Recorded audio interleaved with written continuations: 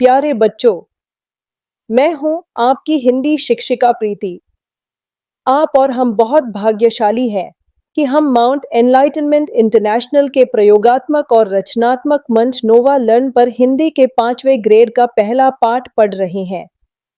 आज का हमारा पाठ है फूल और कांटा।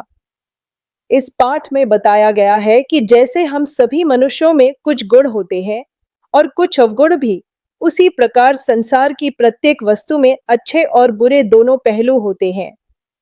यह हमें सिखाता है कि हमें जीवन में केवल अच्छाइयां ही नहीं, बल्कि कठिनाइयों और कमियों को भी समझना और स्वीकार करना चाहिए। प्रस्तुत अध्याय में बताया गया है कि जैसे हम सभी मनुष्यों में कुछ गुण होते हैं, कुछ अवगुण भी होते हैं, उसी प्रकार संसार की प्रत्येक वस्तु में कुछ गुण या अवगुण होते हैं। मतलब गुण अवगुण दोनों ही होते हैं। आइए इस कविता में एक ही पौधे में लगे फूल और कांटे के गुण और अवगुण के बारे में जानते हैं। जो फूल होता है, किसी किसी फूल के साथ कांटे भी होते हैं और एक ही पौधे में होते हैं वो। तो उनसे हमें क्या दिक्कतें होती हैं, क्या क्या उनका दोनों में विभिन्नता होती है, पढ़ते हैं। सबसे पहले आपसे एक प्रश्न है, आपको कौन सा फूल सबसे अधिक पसंद है और क्यों? लिखिए। है जन्म लेते जगह में एक ही पौधा उन्हें है पालता, रात में उन पर चमकता चांद भी एक ही सी चांदनी है डालता। कवि कहते हैं कि फूल और कांटे दोनों एक ही पौधे में जन्म लेते हैं, एक ही पौधा उनको पाल रहा है, उन पर चांद भी एक समान ही चमक रहा है, एक सी चांदनी डाल रहा है। मेह उन पर बरसता एक सा, बारिश भी एक सी बरस रही है, एक सी उन पर हवाएं बहती हैं सदा।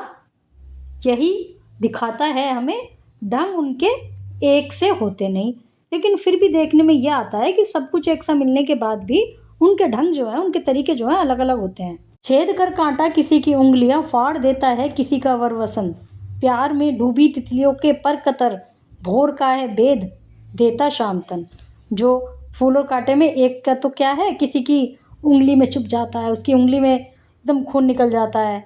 और कभी कभी क्या होता है, कांटे में किसी का कपड़ा ही लग गया, वसन मतलब शरीर, वर माने वस्त्र, वो उनको फाड़ देता है किसी के वस्त्र को। और कभी कभी क्या होता है, तितलियां जो अपना झूमती हुई आती हैं फूलों का मधुर रस पीने के लिए, उनको एकदम चुभ जाता है कांटा।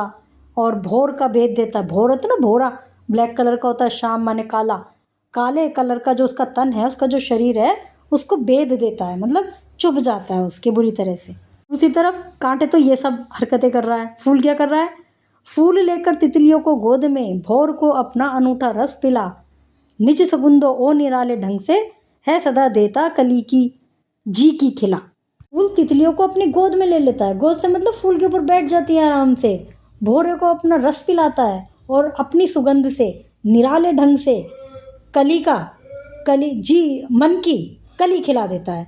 फूल बनने से पहले कली होती है ना, तो फूल की कली की बात नहीं चल रही, यहाँ पर मन की कली खिला देता है, मन को खुश कर देता है खटकता एक सभी की आंख में, दूसरा है सोहता सुर शीश पर, इस तरह कुल की बड़ाई काम दे जो किसी में हो बड़प्पन की कसर। तो मतलब क्या है कि एक तो सबकी आंखों में खटकता है जो कांटा है, वो उससे तो सभी परेशान है, और दूसरा सबके सोहता माने सजता है, सिरों पर सजता है।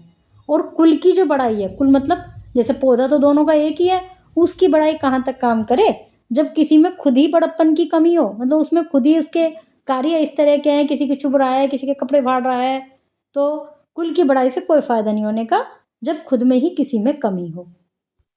प्रिय बच्चों, आज हमने मिलकर अपना पहला पाठ फूल और कांटा पढ़ा।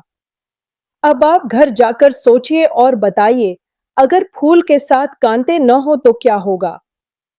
मुझे गर्व है कि आपने आज पूरे मन से सीखा।